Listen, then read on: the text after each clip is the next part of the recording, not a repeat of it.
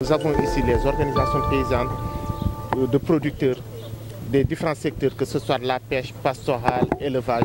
Nous avons ici le secteur privé national avec le CIS qui est présent. Nous avons ici les collectivités territoriales qui sont présentes. Nous avons ici les communautés avec les chefs de village, mais aussi nous avons l'État qui est représenté et les chercheurs. Et quand je dis l'État représenté, ce qu'il faut voir ici, que l'une des approches les plus importantes actuellement au niveau du gouvernement sénégal, c'est la question de la planification.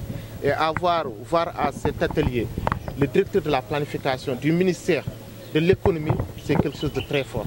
Parce que pour qui connaît actuellement le rôle et la place que le ministère de l'économie joue dans les politiques publiques au Sénégal, particulièrement cette direction de la planification. Les réflexions vont porter plutôt sur des démarches.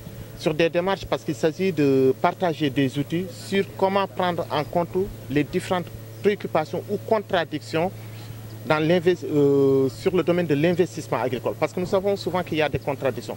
Vous avez des populations qui veulent préserver les ressources foncières.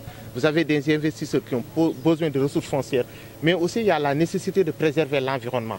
Donc il y a ces différentes, je ne dirais pas oppositions, mais ces différents défis qu'il faut prendre en compte. Et les outils qui seront partagés ici aujourd'hui porteront sur comment prendre cela en compte pour qu'on puisse avoir des investissements convergents qui permettent à chacun de voir ses intérêts préservés. Le foncier est un enjeu capital. Ça fait une trentaine d'années que le gouvernement du Sénégal n'arrive pas à réformer le foncier. Et que vous savez qu'il y a eu beaucoup de conflits.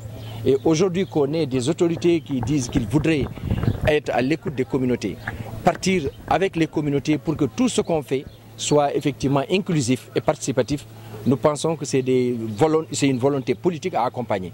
C'est pourquoi en tant que chercheurs, nous sommes en train de mobiliser des évidences avec toutes les parties prenantes pour renforcer cette orientation politique et encourager à ce que l'État continue effectivement dans cette direction. Parce que nous pensons que c'est la direction la plus sûre, la plus productive. Si on veut aller très loin, on doit s'assurer que toutes les communautés sont prises en compte. Et nous devons encourager, et chacun, la diaspora, les migrants, tous ceux qui entendent cet invite, qu'on puisse se mobiliser pour ensemble, même les fonctionnaires.